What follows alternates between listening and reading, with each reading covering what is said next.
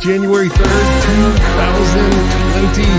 This is the first show of the new year. This is the Bulldog Unchained podcast. I'm your host, the king of villains, Bulldog Malenko. This is 30 minutes of mayhem. But before I get into your questions, I need to share some statistical, logistical information with you, my adoring public, and just let you know that for the entire year of 2019, for 2019, the total downloads were 240,464 of this fucked up train wreck of a show. Let me say that number again. 240,464. I'm not viral.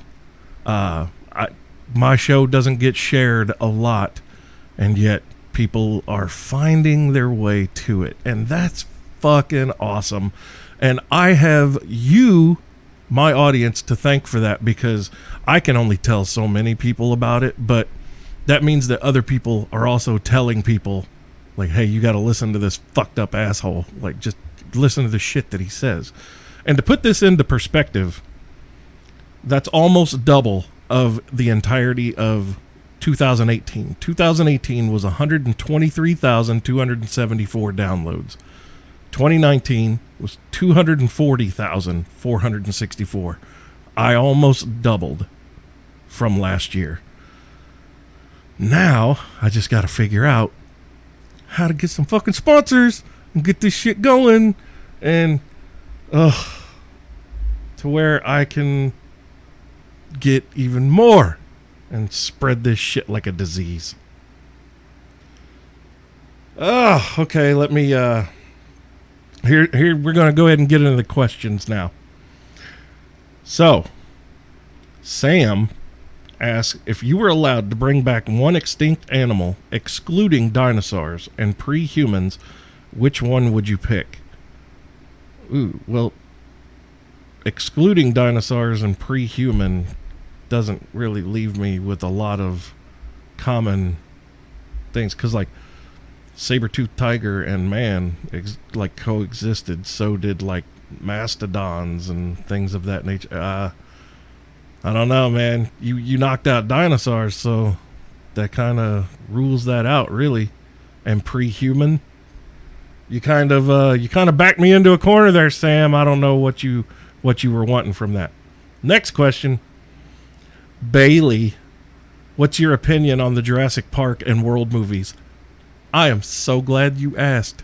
I fucking love them. I love them so fucking much. In fact, last month, one of the free games with Xbox Live was Jurassic World Evolution, where you've got to build your park and manage everything and breed the dinosaurs and all that shit.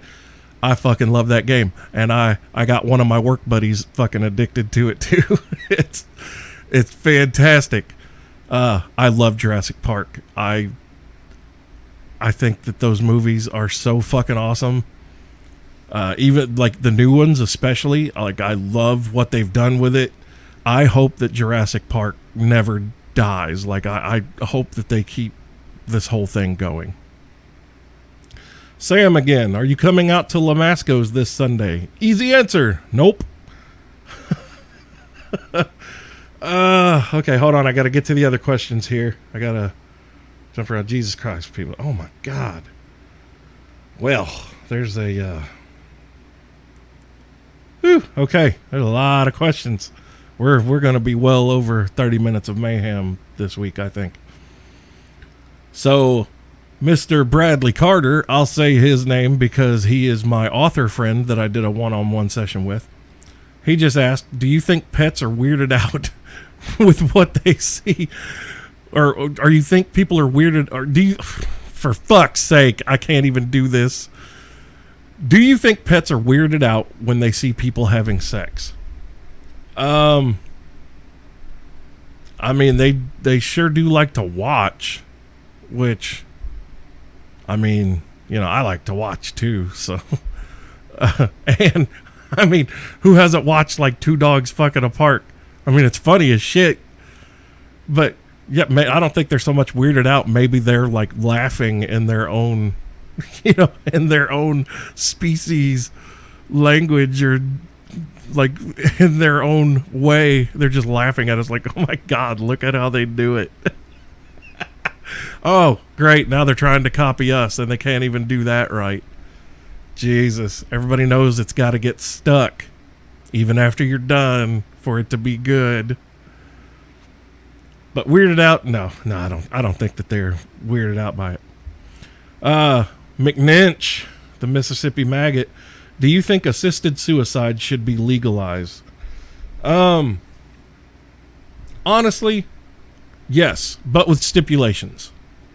If you can prove through 3 different psychologists that you are fully cognizant and aware of the decision that you're making, and if you can have 3 psychologists deem you basically fit for assisted suicide, then yeah, man. And I get it. Some people, especially, I think of that more when it comes to like terminal illness, whereas people don't want to create a mess. They don't want to slit their wrists in a bathtub. They don't want to blow their brains out, but they could go to a doctor or to a medical facility and just basically be given a lethal injection and go to sleep.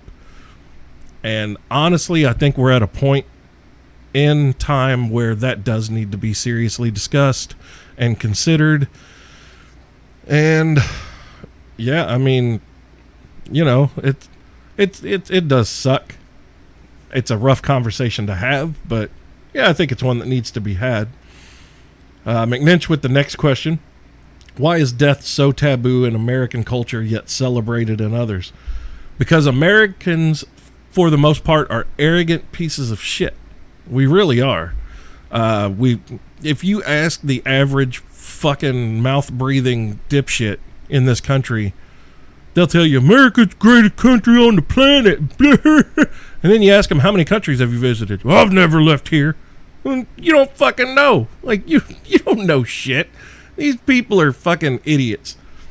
But that's part of the problem is America as a culture has become so narcissistic and shallow. And for any of you listening that have political allegiances, I'm talking directly about all of you. If you call yourself a liberal or a conservative, you're part of that problem, and it's just narcissistic, shallow bullshit behavior and serves no real purpose. I'll say it for you again. Your ideologies serve no real purpose. In the grand scheme of things, we are all meaningless here. But the whole narcissistic ideology of our culture here as a whole, well, I mean, people want to think that they're important and that there's something better than this, and oh my God, there has to be something after we die. But a lot of people, if they do believe that there's something after we die, they're really goddamn afraid of that, aren't they? Because most people know, regardless of how good other people think you are, every single person knows deep down inside, even just because of your own thoughts, that you are a piece of shit. Okay? Everyone. It doesn't matter who you are. And so if you believe in any of that, if you believe in any kind of afterlife or anything like that, yeah, man, a lot of people are really fucking scared of it. Even these people who outwardly know for sure, they just know beyond the shadow of a doubt that they're going to the kingdom of heaven. St. Peter's going to open the pearly gates for me when I get there. I'm in the express lane. Look here, I don't want to fucking upset your delicate sensibilities, but if either of those places exist, I think you're going to be standing in the long fucking line waiting to get into the hot spot. Okay? And there's a dose of reality for you. Luckily for me, I don't believe in any of that childish bullshit. So, when you die, that's it. Bye. Game over. Your energy's going to go back out into the universe, and I hope a lot of you just bounce around and get mixed back up and either become a tree for hundreds of years and you're fucking stuck there, or you come back as like a mosquito and you just get swatted. Gag on it, Glinda. Who has a bigger dick, King Kong or Godzilla? Godzilla all day. You know this. Come on. This isn't even up for debate, is it? Really? I mean, come on. Godzilla, you know Godzilla's packing that heat. Ashley, is cereal soup? I've already answered this woman. I'm not playing this fucking game anymore. Heat it up in the microwave. There's your soup. God damn it. Andy Imlay, what's your favorite part about our friendship?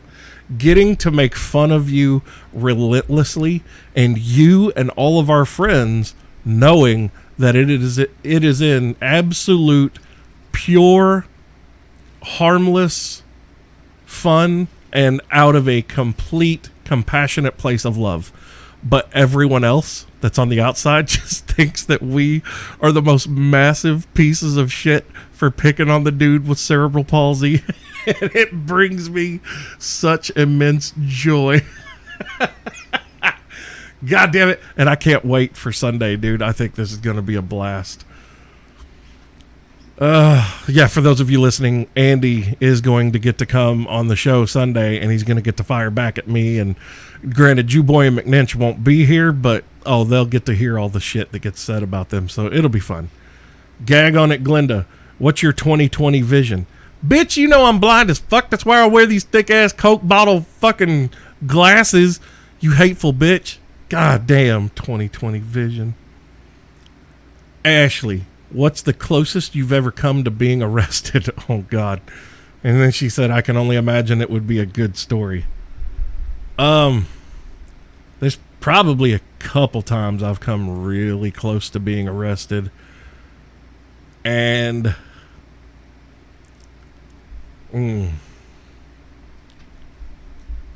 yeah, I don't know if I can tell any stories about where I almost got arrested, because I've never been arrested.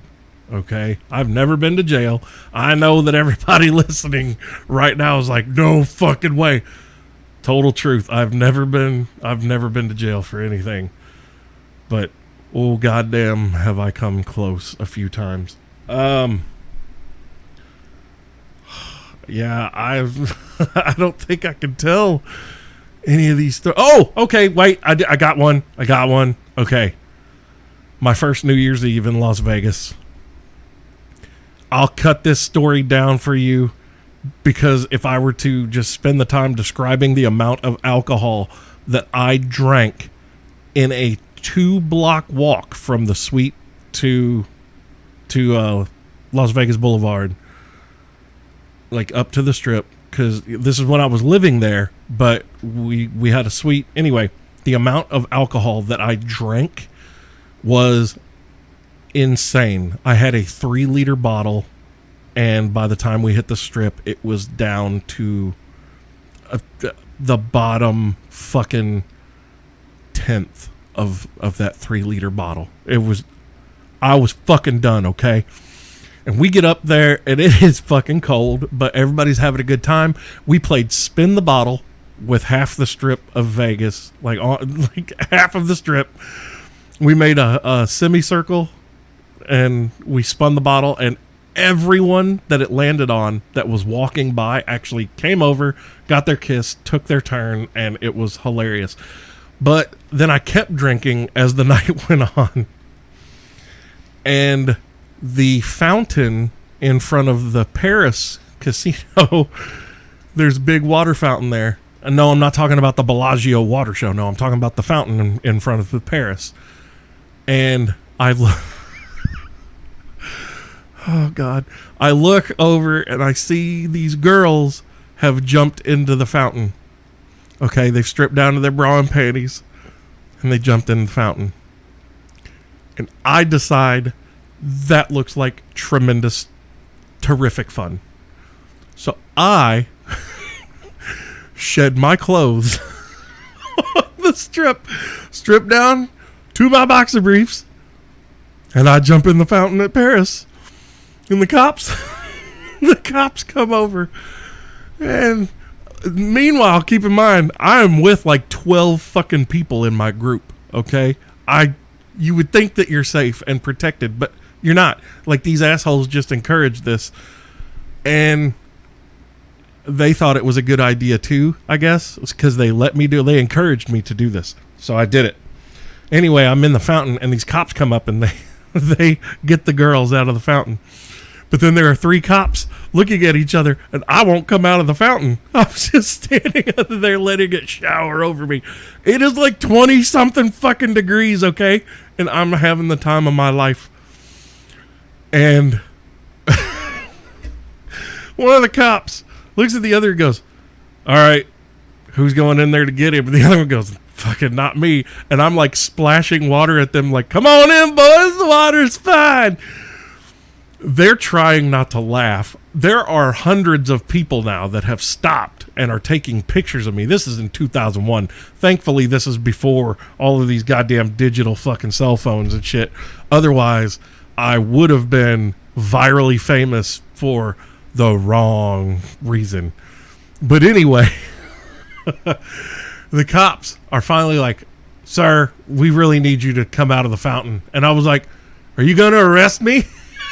And one of the cops goes, if you make me come in this fountain after you, yeah, I'm going to fucking arrest you. And I was like, okay, there's no need for all that. You don't have to get violent. Look, I'll come out.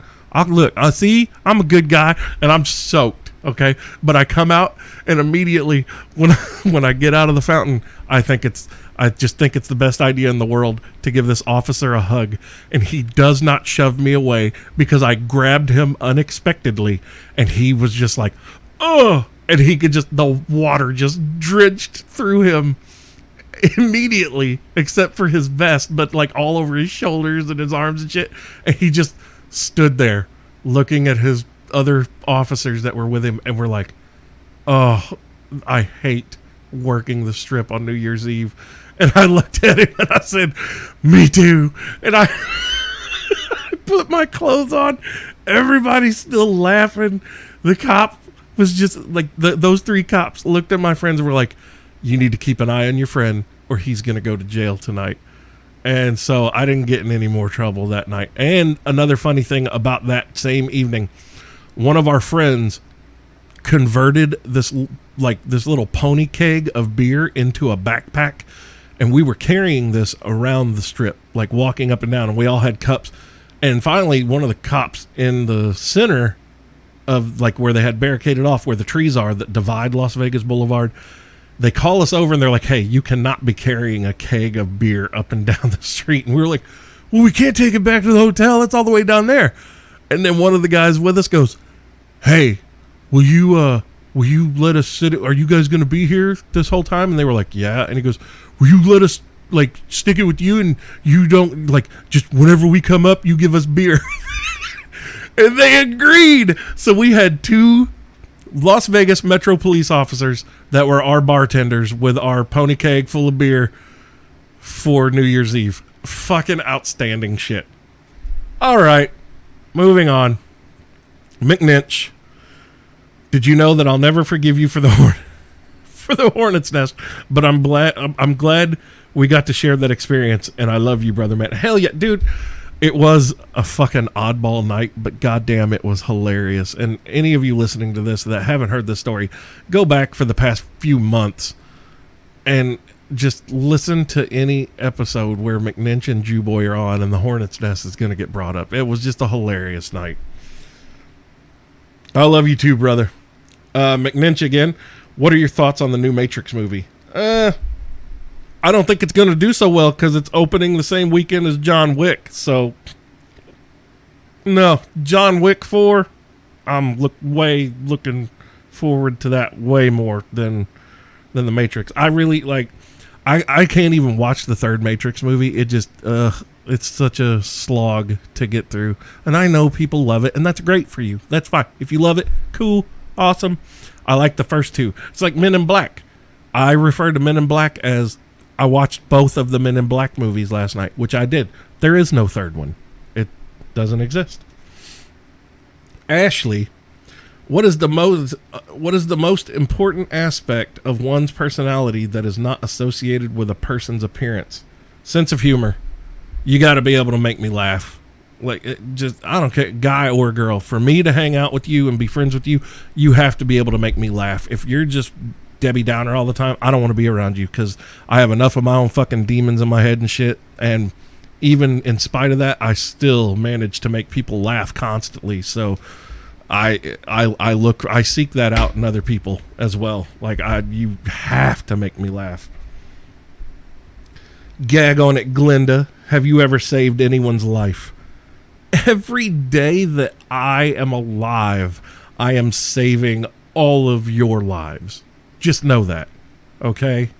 You're all welcome. Because I am the greatest fucker here, and you sniveling shits would die without me. Like, in seriousness, though, have I ever saved anyone's life?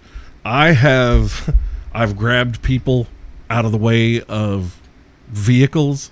I mean, you can never say, have you saved anyone's life? Like, I've never had to give anyone CPR. Well, I have given the Heimlich maneuver several times. I also, this isn't a joke. This was a couple of years ago, but there was like this little boy. He was like 4 or 5, and he was choking in a restaurant. And I tried to do the Heimlich on him, but he was so small that I was afraid I was really going to fucking hurt him, because the Heimlich is really easy to break ribs. And so I literally put him in the floor on his side and put my finger in this kid's mouth and fish hooked this little chunk of chicken out of his throat. And it wasn't even a thought when I did it. You know, it's like, I don't know. Like, I think at some point, everyone has managed to save someone's life, even if they don't realize it. Jimmy, how could you abandon Sarah Logan like that? Look, Sarah Logan has had her time, okay? She has had plenty of time to contact me, to reach out, to seize the brass ring that is Bulldog. And she's neglected to do so. And now, Chris Statlander is up. It's her time. And for those of you that don't know who Chris Statlander is, you need to watch All Elite Wrestling, because this alien Viking goddess is, goodness, she's just wonderful. And so, Chris, if you happen to hear this, or if anybody that knows Chris Statlander hears this and wants to pass this message along to her, let her know that her fat Viking man is waiting for her, and this falls solely on her shoulders now to reach out to me and secure this before, you know, her time is up, and I move on. But I mean, she's fresh right now. She's gonna have a long time. Sarah Logan had a hell of a run in the realm of Bulldog. I think we can all agree. I gave her more than enough chances and more than fair opportunity to, you know, claim me, and she just drug her feet. And I do partly blame Rudy for that as well. You know, Rudy did not uphold his end of the deal as a best friend, you know, knowing that Sarah Logan needed to be with me. But, you know, and had Sarah Logan come to claim me, maybe Chris Statlander never would have ended up on my radar. Like, I would have seen her and been like, that's great, but here's Sarah. But now, Sarah Logan is the thing of the past, and Chris Statlander is the future and the present for now. Jimmy, fuck, marry, kill the girl from You, the Netflix show, Sarah Logan, and Chris Statlander. Well, this is super simple. I'm going to have to kill Sarah Logan, okay? I'm going to fuck Chris Statlander, but I am flat out marrying that girl from You. And I'm not going to give any spoilers, because I know that there's people that are trying to get through that series and weren't able to burn through it in the weekend like I was able to. But I love her. I love. Oh, love. Oh, my God. Where's my woman like that? Where's that woman? And For those of you that are wondering what the fuck I'm talking about, you just watch that fucking show. You watch season 2 of You, and you're going to figure it out real goddamn fast. Like, oh, that's Bulldog's woman. Mm-hmm. Gag on it, Glinda. What's the most expensive thing you've ever broken? I don't know. Oh, yeah, I do. My buddy Jake's transmission on his brand new Ford F-150 back in like 1999. Oh my God. I thought he was going to kill me. But luckily, neither of us had to pay for it because it was a brand new truck and under warranty. So, yeah, they had to replace it and give him a brand new transmission. But yeah, I would imagine that was pretty goddamn expensive. I don't know. Other than that, like, I don't know. I don't break a lot of stuff. Jimmy, what would you do if you found out that Clutch and the Meteors were doing a U.S. club tour in 2020?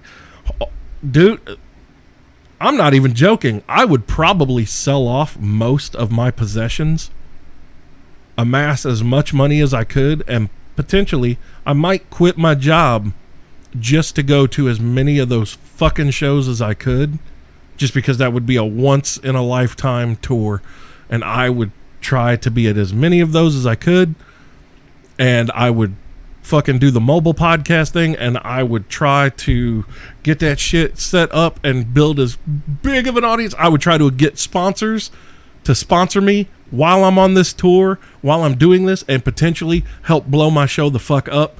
And now that I'm saying this and I'm really talking about this, this sounds like a plan of something that I should do, but I'm too much of a chicken shit just to take that chance on a whim. But if the Clutch and the Meteors were to go on tour, that could feasibly happen. Like, I would bust my ass to make this podcast start paying for my everyday goddamn life, and I would fucking be on the road with Clutch and the Meteors for however long they were on the goddamn road. Yeah. Gag on it, Glinda. What's the dumbest argument you've ever had? Trying to explain to someone how the fucking thermostat in an apartment works, and them not getting it, them not understanding that the air that is directly in front of that thermostat, not the other rooms in the place, but the air that is right there where the thermostat is, determines whether or not the heat or air kicks on. So the other rooms, like say it's in the summer and you got the AC on, you can have your AC set at 70 degrees. The other rooms can be 75, 80 degrees, and it's not going to make the air conditioner kick on. I had to have this fucking argument, and the other person legitimately got pissed off because they did not understand what the fuck I was conveying to them, and I finally hit a condescending tone, and huge explosion, and I still didn't give a fuck. Gag on it, Glinda. What movie are you most looking forward to this year? The ones I make in the basement. Down here in the dungeon, baby. Yeah. Those are the only movies I care about. I'm just kidding. I don't know. I don't even know what movies are coming out today. Oh, wait. Wait, no. Okay. Godzilla vs. King Kong, I think, is coming out next year. John Wick 4 right now is the big thing I can think of for this year. That's about all I can think of for this year. John Wick 4. Yeah, probably John Wick 4. Holly, if you could choose one song, and only one song, to be your theme song that would play whenever you entered a room, no changes, not for mood, seasons, time of day, severity of the situation, nothing, would you pick one, and what would it be? Yes, I would, and it would be In the Wake of the Swollen Goat by Clutch. That is my fucking song. Like, you guys, when you get done listening to this episode, get on YouTube, whatever, look up Clutch Swollen Goat and play that fucking song, and I promise you, you're going to hear that opening guitar riff and you're going to be like, oh shit, okay, yep, I can see this being Bulldog's song. And then you're going to listen to it and you're going to be like, holy shit, this song is badass. It's amazing. Yeah, that's my favorite Clutch song, by the way, in case you couldn't tell. Jimmy, do you want Baby Yeet to stay that way in season 2, or would you like to see him start to grow up, kind of like Groot? Look, we all know that you only have a limited amount of time with children being little. So I think we need at least one more season of little Baby Yeet. You know, we need one more season. Like, he can grow a little bit, but I don't want him talking when we come back. Like, he's still got to be little Baby Yeet with his little baby giggle. Oh my God, when he was riding on that fucking speeder bike with IG-11, did your heart just not melt when he giggled when IG-11's killing everybody? Oh my God, I thought my ovaries were going to explode. Gag on it, Glinda. If Baby Yeet is a baby with a father and mother, then can you imagine a Yoda and Yaddle having sex? Do they watch Gremlins for porn? I watch Gremlins for porn.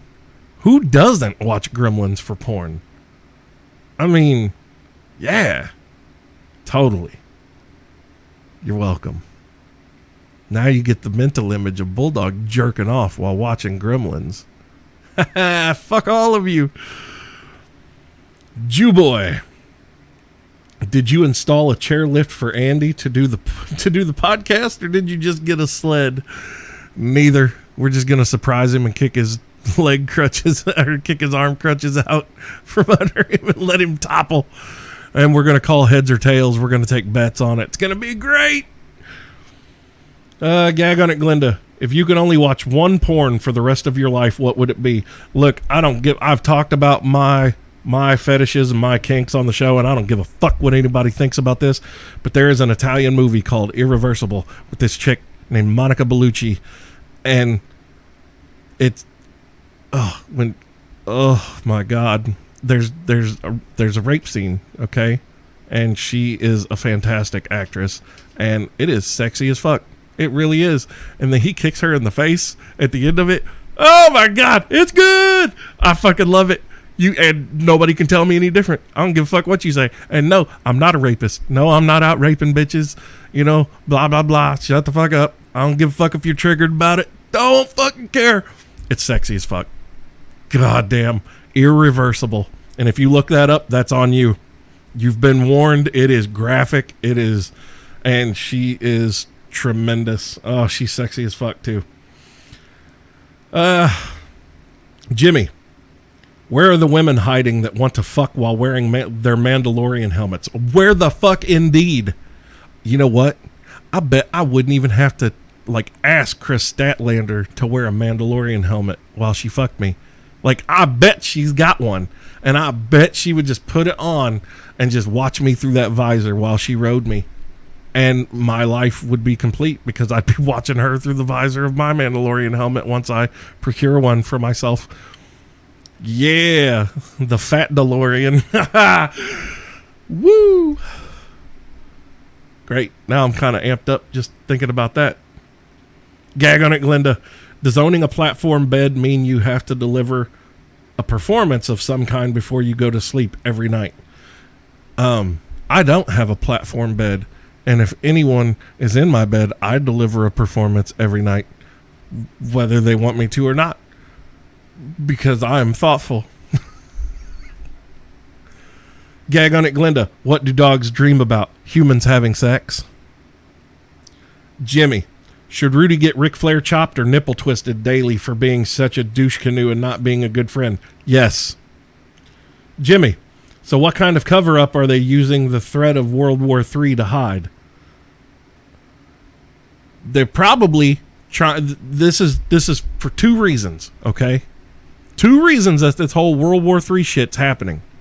One, to distract George Clooney from my show so that we never become friends again, and so that George Clooney won't give me money so that I can make this even bigger. And two, so that Chris Statlander doesn't end up with me, because everybody can instantly tell we would create the Antichrist, because, oh my God, the amount of children that I would shoot into that woman. Oh, it would be like a school in the Northeast or in South Florida. Jimmy, you know what? Fuck my last question. When are we going to create Savage Land? When the shit hits the fan. Hey, look. That's why I do this podcast. I'm going to be the voice of the Savage Lands once everything goes to hell. Rest assured, I'm like a cockroach. I'm going to fucking still be here. And everyone else that's left behind, it's me that you're going to turn to for your source of entertainment and news. How does that make you fucking feel? Cheeto, I'm going to make a sign for SmackDown. It will say Rudy sucks. What should it say on the other side? Nothing, Cheeto. You've said everything that needs to be said. Tyler, how stoked are you for World War III? I don't give a good goddamn about no fucking Iranian sons of bitches. I don't care. Didn't they take their fucking leader? Didn't the U.S. take their leader out with a fucking drone strike? Like within a day of this shit, and now the whole world's like, oh my god. When is the rest of the world gonna learn? Like, yeah, you may talk a lot of shit, and you may have a big army, you may have a lot of people, but you're dealing with a country of 327 million people, meaning us. Hold on, I need a drink. A country of 327 million. 110 million of us are armed. Okay? Meaning we have weapons and live ammunition so that we can communicate in a meaningful way. We kill each other. What the fuck makes these assholes around the world think that we won't kill them? And then you got... we are a nation of psychopaths. We really are. We are chomping... And now, the thing that I find the most hilarious... You have the left, okay? You've got these liberal dipshits. And trust me, don't cheer conservatives because you're fucking retarded too. But you got these liberal dipshits talking about, yeah, punch Nazis in the face. Blah, blah, punch a Nazi. Punch a Nazi. And then, when someone who is essentially almost like a Nazi, an Iranian, from Iran, like their dictator or whatever the fuck he is, gets fucking smacked with a drone. These people are like Nazis. Like they control women. They murder homosexual people. They want to implement Sharia law wherever they go. They're not good people. They're not friendly. Like, do you get this? And no, I am not an Islamophobe or any of that. I'm just saying, if you move to another country, you fucking integrate and you take on that society's, like, those social constructs. You're not going to move to Japan and try to make Japanese people adapt to your fucking way of life. That's a real cunt thing to even think that you're going to do. That being said, all of these people that want to punch Nazis and punch Nazis and punch Nazis, well, when a borderline Nazi gets punched, oh no, don't go to war. Don't go to war. Shut the fuck up. Liberals, if you don't have guns, you honestly don't have a voice. You need to sit this one out, okay? Let the grown-ups handle the fighting, okay, as they have throughout history, okay? While you're singing about peace and love and hippie bullshit, and you tried to front for a little while with your Antifa shit, but we saw what really happened when you got confronted by, motherfuckers who are armed or drive through your fucking shit with Dodge Challengers. Jesus Christ. That was a shit show. Those people were racist fucking assholes, though. But at the same time, it boils down to an old favorite hip hop saying, don't start no shit, won't be no shit. And Iran has been starting some shit for a while now. And now they just got smacked in the mouth. And now China and Russia are kind of sitting there like, oh, fuck. And let me tell you this, too. Russia's a country of psychopaths, too. So that's China doesn't scare me. China doesn't fucking worry me at all. I couldn't give a good goddamn less about China. Russia's the country you need to worry about. Those motherfuckers are way more cold-blooded than we are, and they live in shit country, okay? Like, especially them Siberian motherfuckers. You can't reason with that kind of crazy. Those people choose to live there. Anyway, moving on. I don't give a fuck about the war. Don't give a fuck. Ryan, if Clutch asked you to come on stage and sing one song with them, which one would it be? Okay, In the Wake of the Swollen Goat is my favorite song, but that is not the song that I would sing with them. I would either want to sing Ghoul Wrangler or Electric Worry. Like, I think that either one of those two songs would be just the fucking mega tits to sing with Clutch on stage. Holy shit. Especially Electric Worry. Like, Ryan, you and I both have been to Clutch shows. Jimmy has too. Lots of other people who listen to this have. And when they play Electric Worry, that place goes ape shit. I fucking love it. All right, last question. Oh, James Danger. Why do people think Jesus hung out with dudes named Paul and John in the Middle East? Because people are easily led automatons. They're fucking stupid. Okay? Why do people think that a virgin had a baby? Answer me that and you'll figure out the rest of Peter, Paul, and John. Okay? And Ringo. Let's not forget him. John, Paul, George, and Ringo. There you go.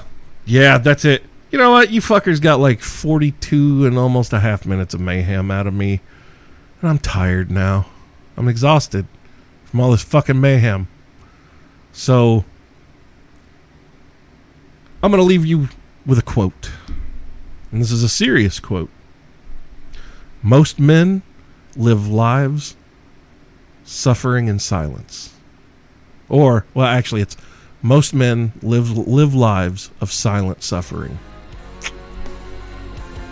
Check into that a little bit. And I love you fuckers. And I'll be back Sunday. Tucker and Nubsy will be back this Sunday. Andy will be on this Sunday. It'll be anarchy.